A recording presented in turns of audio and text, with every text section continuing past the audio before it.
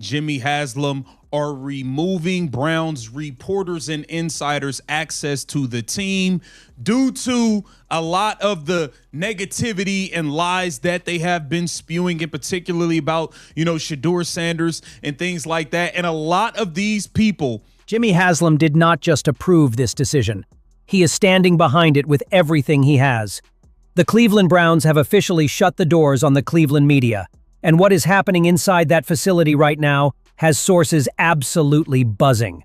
While the reporters who spent an entire season trying to bury Shedeur Sanders are standing outside wondering what they are missing, Shedeur is in there throwing the prettiest ball anyone in that building has seen in years. This is the story of how one owner, one coach, and one quarterback decided enough was enough, and what they are building behind those closed doors is going to shock everyone who counted them out. Let us start with what actually happened, because the timeline here matters. Just 3 days into voluntary minicamp, Mary Kay Cabot, the lead Cleveland Browns beat writer, published her take that Deshaun Watson was the more likely starter over Shedeur Sanders. 3 days. Not 3 weeks of OTAs, not a full training camp battle. 3 days of voluntary workouts, and she was already planting seeds of doubt about the Browns' 5th overall pick, with complete conviction and zero consideration for the damage those words could do inside that locker room. Todd Monken responded in 2 moves. First, he went on a podcast and addressed the quarterback competition directly. No dodging, no vague coach speak. He made it crystal clear there was no predetermined favorite, that the competition would be evaluated honestly, and that his final decision would come during or after OTAs, once real evidence was in front of him. He was not hiding. He was not dodging. He stepped up and gave a direct, honest answer. And then he shut the doors. Every reporter, blocked. No cameras, no notebooks hovering at the edges of practice hunting for the next controversy to manufacture. Just players, coaches, and football. Jimmy Haslam did not push back. He backed the call entirely. Now we're back off for 3 weeks, but it's always changing based on what you see. I don't have a history with any of our players. I know where this is heading. To understand why this decision matters so deeply, you have to understand what Shedeur Sanders actually walked into last season. The Cleveland Browns selected him with the 5th overall pick in the entire NFL draft, and then gave him 0 first-team repetitions in training camp. Not a handful, not a limited number, 0. And the Cleveland media, the same group of reporters who now feel entitled to unrestricted access to his preparation, never once raised their voices about that. No headlines questioning the organization's handling of their prized rookie. No segments demanding answers about why the 5th pick was being kept off the first-team unit. That story did not get clicks. So they left it alone and found a different target. That target was Shedeur Sanders himself. We got to get into it, man. This new regime in Cleveland is not playing games. If you was on funny business with Shedeur last season as a insider reporter, they are cutting you off. National media pundits piled on with zero accountability. Analysts who had never watched a single rep of Shedeur's practice film sat behind desks and declared him a problem, a distraction, a quarterback who was not doing enough to earn his spot. Veterans of the television circuit who knew better chose the hotter take over the honest one, because the honest one did not drive the kind of engagement that keeps shows relevant. They pointed at the results without ever once asking why a 5th overall pick had been denied the foundational repetitions that every other starting quarterback in the league is given as a basic right. The organization failed to prepare him, and the media landscape chose to blame the player rather than ask the harder question. Something's missing with this kid. This kid talks. He runs his mouth like I could be a starting quarterback with his arms crossed like this. Get your ass in the front row and study and do all that. If I know, the whole league knows. Quit being an embarrassment that way. You got the talent to be the quarterback. You should be. You should be embarrassed that you're not the quarterback now. Tony Grossi made it worse. When Shedeur mentioned arm soreness, a completely natural response for any athlete working through limited reps and adjustment, Grossi went on air and mocked him. He questioned his toughness. He questioned his commitment. He suggested openly and on record that Sanders had no right to be sore given how little he had been used. Think about how completely backwards that logic is. The organization restricted his repetitions. His body responded the way any athlete's body would. And a reporter used that natural physical reality as a weapon to attack a rookie's character. Not a single person in that media circle stopped to ask the obvious question. Not one.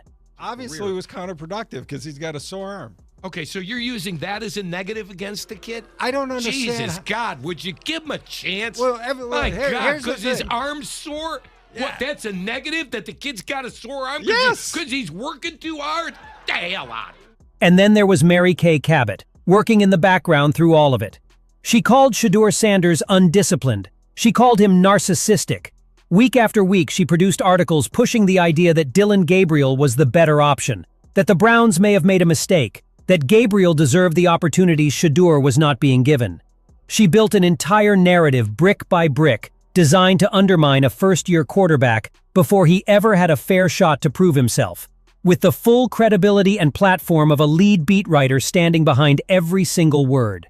And the moment a new season arrived, she picked right back up where she left off.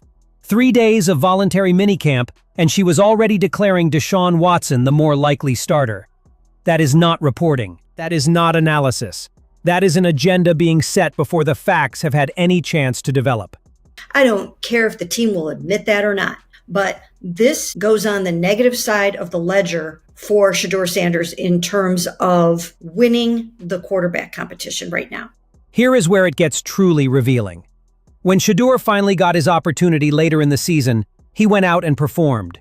He showed everyone in that stadium and everyone watching at home exactly what the 5th overall pick in the NFL draft is capable of. And what happened next? They all flipped. Every single one of them.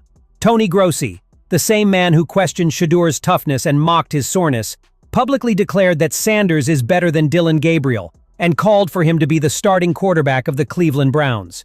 Mary Kay Cabot, the same woman who called him narcissistic and indisciplined and spent weeks hyping Gabriel as the better option, suddenly started writing about what a baller Shedeur is, what a natural leader he is, what a great thrower he is, as if she had been in his corner the entire time. No apologies, no accountability, no acknowledgement of the weeks of damage they had spent so deliberately creating. Just a complete and shameless pivot the moment reality did not match the narrative they had built. That is exactly what Jimmy Haslam and Todd Monken are refusing to allow a second time.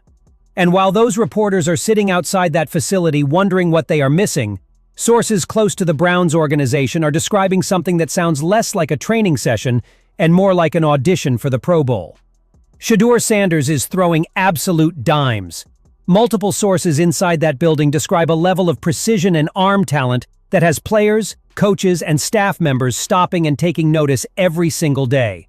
The velocity is there. The touch is there. The anticipation throws, the back shoulder fades, the deep balls. Everything you want to see from a franchise quarterback is reportedly on full display behind those closed doors. People inside that facility are saying that not even Deshaun Watson, at his best days in that building, was putting the ball in spots like Shedeur Sanders is right now. Monken is not keeping it quiet either. He went on record and stated publicly that Shedeur Sanders has the arm talent and the confidence to be the starting quarterback of the Cleveland Browns. He called out the arm talent specifically. Not college tape, not combine numbers, what he has watched with his own eyes, up close, in real time. That is not an accident. That is a coach sending a message. Jimmy Haslam has had his share of criticism over the years when it comes to Browns' decisions. But standing behind Todd Monken on this one is an ownership group that has finally read the room correctly. What Haslam understands, what this entire organization now seems to understand, is that the media environment surrounding a young quarterback has a direct and real impact on that quarterback's ability to prepare and develop. Every manufactured controversy pulls focus. Every negative cycle creates noise that players have to actively block out rather than channel into getting better. Haslam watched Shedeur navigate that environment for an entire season without ever being given a fair foundation to succeed from. And when Monken drew the line, Haslam backed him without hesitation. That is what organizational alignment behind a quarterback actually looks like. Shedeur Sanders stayed silent through all of it last season. He did not engage. He did not fire back. He understood that spending mental energy on people whose opinions shift with every result is a complete waste of focus. And when his moment came, he delivered.